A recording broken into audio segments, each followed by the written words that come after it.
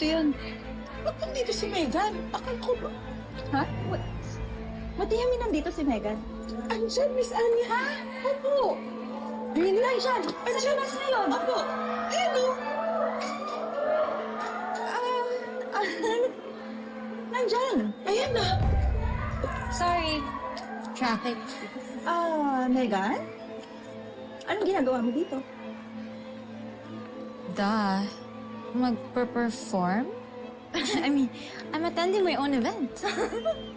No. Yes. I will perform with my group mates, whether you like it or not. And I'm fighting for my spot. Wow. Alam mo naman na malinaw ang sabi ni Miss Monica, di ba?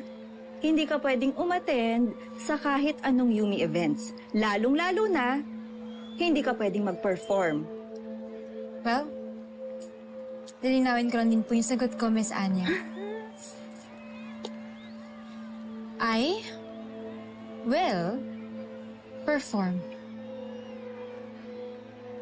Well, Megan, say whatever you want, pero no is no.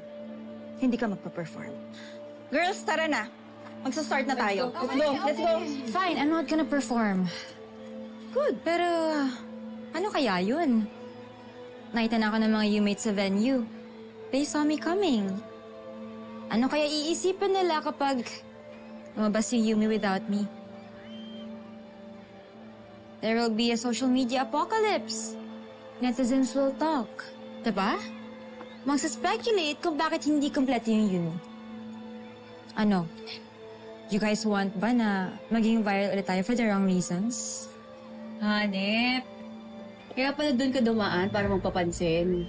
Utak mo, no? Miss Anya, hayaan na lang po natin mag-perform si Megan. Para wala na lang din pong gulo. Mukhang atat na po eh. Hindi ako atat. Hindi ba talaga? Bakit pinipilit mo pa? Huwag ka na makipagtalo. Nanalo ka na. Mag-perform ka na kasama namin. No. No. Jenny, no. Hindi ka magpa-perform. No. Miss Anya, ibalato nyo na lang ho to sa akin bilang leader ng Yumi.